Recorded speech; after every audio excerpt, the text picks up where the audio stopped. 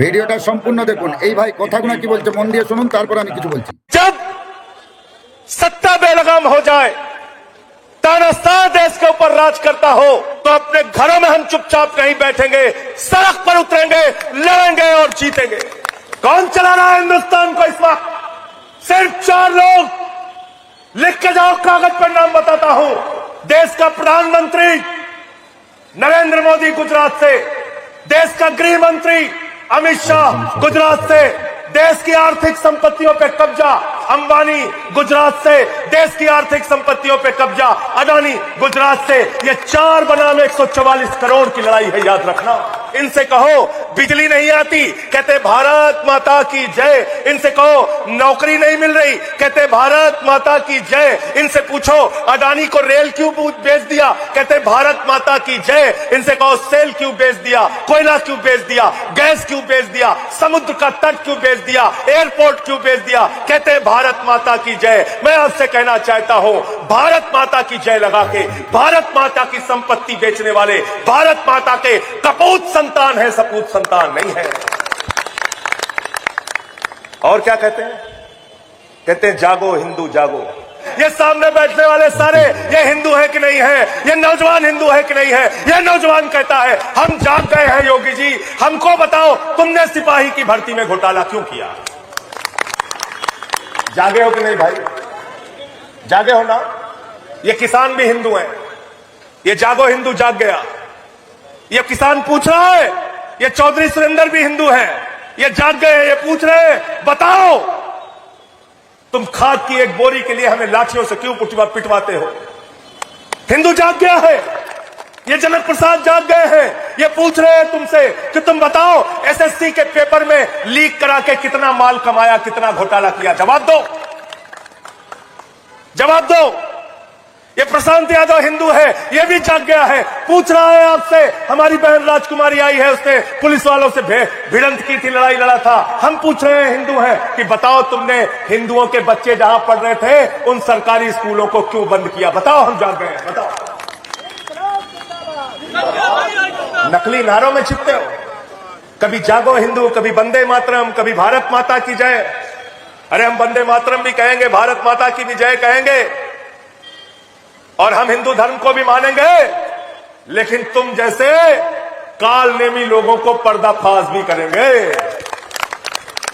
ये बहरूपिया बनके जो टहल रहे हो ना, तुम्हारे बहरूपिया चेहरे को हम लोग खोलने का काम करेंगे। कौन चला रहा है हिंदुस्तान को इस वक्त? सिर्फ 4 लोग। लिख के जाओ, कागज पर नाम बताता हूं।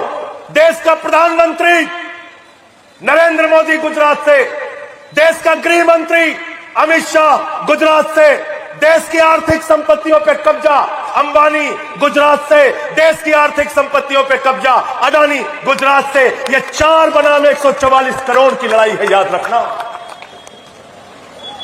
उसी गुजरात में तो गांधी हुए, उसी गुजरात में सरदार वल्लभ भाई पटेल हुए। उनको हम नमन करते हैं, लेकिन ये गुजरात के 4 लोग ये देश की आर्थिक सत्ता और देश की राजनीतिक सत्ता पे कब्जा किए हुए हैं। ये हमें मंजूर नहीं है। भाई भाई देश बेच के खाई बना, देश को लूटने का काम कर रहे हैं। यहां पे एक बिजली मंत्री है, क्या नाम है उनका? एके शर्मा। गर्मी में सब परेशान थे, पहुंच गए, पसीना आ रहा था लोगों को।